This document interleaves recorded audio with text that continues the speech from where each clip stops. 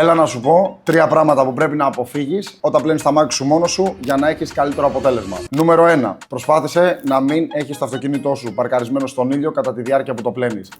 Γιατί το σαπούνι που θα ρίξεις και το νερό, καθώς αν είναι στον ήλιο, ανεβαίνει η θερμοκρασία της λαμαρίνας και θα σου στεγνώσουν πάρα πολύ γρήγορα. Ως αποτέλεσμα, θα σου αφήσει τάμπες πάνω στο χρώμα. Νούμερο 2. Μην χρησιμοποιείς ένα σφουγγάρι, ένα κουβά για όλο το αυτοκίνητο. Μην κάνεις το καπό, την οροφή, τις πόρτες με το ίδιο σφουγγάρι που θα κάνεις τις ζάντες, τους στόλους και ό,τι πιάνεις στο μασιό του αυτοκινήτου. Θα το καταγρατζουνίσεις όλο. Τρίτο και τελευταίο. Έχεις φάει μισή ώρα, 40 λεπτά, μία ώρα, μια μισή ώρα αν είσαι μερακλείες να το πλύνεις τα μάξι, να το κάνεις κούκλα και μου τα χαλάς στο στέγνομα. Πας να μου το στεγνώσεις με πετσέτα σπιτιού. Δηλαδή, για το όνομα του Θεού. Αγόρασε μια πετσέτα μικροϊνών που και έχει μεγαλύτερη αποθηκευτικότητα νερού και έχει φτιαχτεί έτσι ώστε να μην γδάρει το αυτοκίνητό σου. Γιατί αλλιώς τι θα γίνει, έφαγες το χρόνο σου, το έπλυνες, το κάνεις κούκλα, θα φύγεις, θα έχεις τάμπες μετά από νερά πάνω. Κρίμα, δεν είναι ο κόπος. Για περισσότερα tips και συμβουλές σχετικά με το πλύσιμο, κάνε μας ένα follow, Lexigos ή πάρε μας τηλέφωνο να ρωτήσω τι θες.